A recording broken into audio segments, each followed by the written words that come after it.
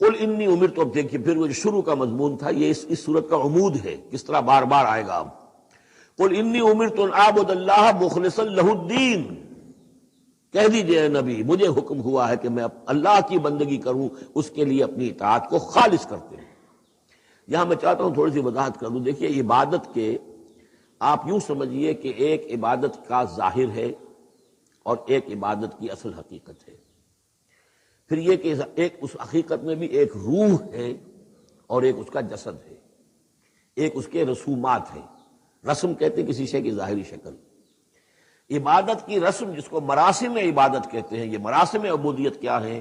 جس کی آپ عبادت کرتے ہیں، اس کے سامنے جھکتے ہیں، اس کے سامنے ادب کے ساتھ کھڑے رہتے ہیں، اس کے کچھ حمد کے ترانے گاتے ہیں، اس کے سامنے سجدہ کرتے ہیں، ان کو ہم کہیں گے مراسم عبودیت. رسم کہتے ہیں کسی چیز کی ظاہری شکل. یہ حروف ہے اور یہ رسم جو ہے رسم الخط. اسی طرح یہ قرآن اور یہ اس کا رسم عثمانی ہے، اس کا لکھا ہوا جانا جیسے کہ یہ رسم ظاہر ہے. تو ایک تو یہ چیزیں ہیں عبادت جسے دنیا میں سمجھا جاتا ہے عبادت، یہ مراسم عبودیت ہے. اصل عبادت جو ہے اس کا بھی ایک جسد ہے اور ایک روح ہے. جسد کیا ہے؟ اطاعت، جس کی عبادت ہے کلی اطاعت، ہمہ اطاعت، ہمہ وقت اطاعت. غلامی، عبد کے معنی ہے غلام.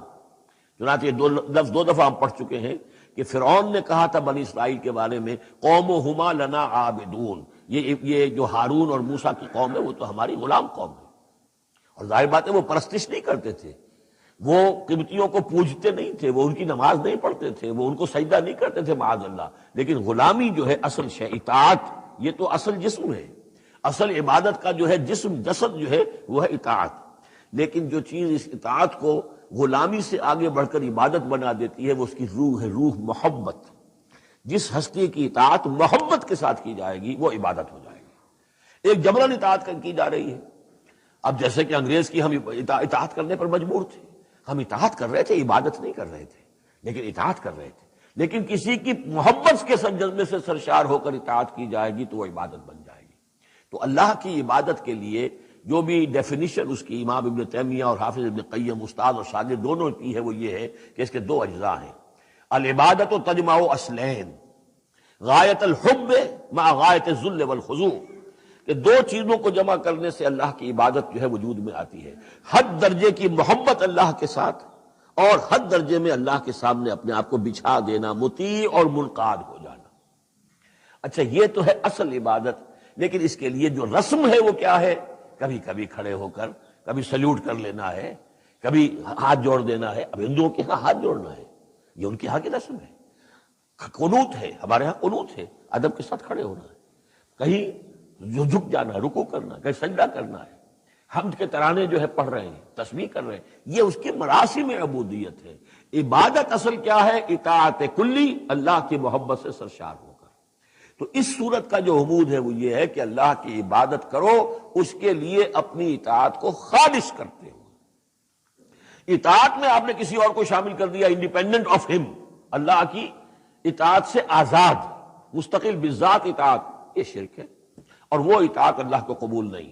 وہ منہ پر دے مارے گا یہ مجھے 25% اطاعت نہیں چاہیے آپ کی.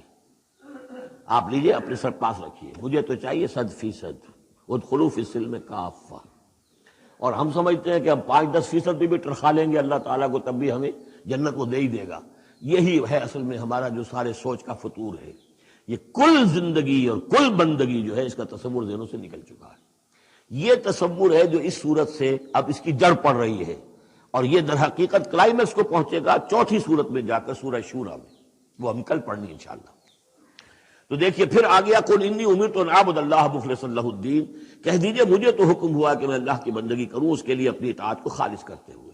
وامرت لان اکون اول المسلمین، اور مجھے حکم ہوا کہ سب سے پہلا مسلم، سب سے پہلا فرما بردار میں خود بنوں. یہ نہیں ہے کہ میں تمہیں فرما برداری کی دعوت دے رہا ہوں، خود جو ہے میں اللہ کی نافرمانی کروں، یہ نہیں. قل انی اخاف ان عصیت ربی عذاب یوم عظیم، کہہ دیجئے مجھے تو خود اندیشہ ہے اگر میں اپنے رب کی نافرمانی کروں تو ایک بڑے دن کا عذاب مجھے آ پکڑے گا.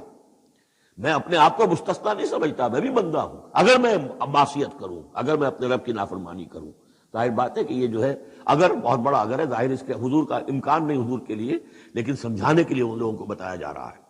قل اللہ اعبد مخلصا لہ دینی، پھر وہی حالانکہ دیکھیے ایک بات ہے کہ ایک ہی اسلوب کو بار بار تکرار سے لانا عام ہماری دنیا میں جو ہمارے نگارش کے اور جو بھی یعنی تصنیف و تعریف کے اصول ہیں اس کو عیب سمجھا جاتا ہے کہ یہ تو تصنیف و تعریف کا عیب ہے، ایک ہی اسلوب کو آپ تکرار میں لا رہے ہیں۔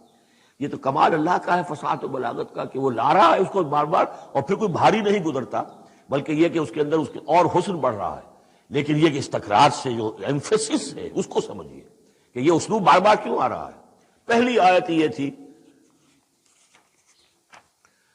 تنزیل الکتاب من اللہ العزیز الحکیم انا انزلنا الیک الکتاب بالحق فاعبد اللہ مخلصا لہ الدین الا للہ الدین الخالص۔ اور اس کے بعد اب آپ نے یہاں دیکھا آیت نمبر 11 قل انی امرت ان اعبد اللہ مخلصا لہ الدین، اور پھر آیت نمبر 14 قل اللہ اعبد مخلصا لہ الدین، کہہ دیجئے میں تو اللہ ہی کی بندگی کرتا ہوں اس کے لیے اپنی اطاعت کو خالص کرتے ہوئے۔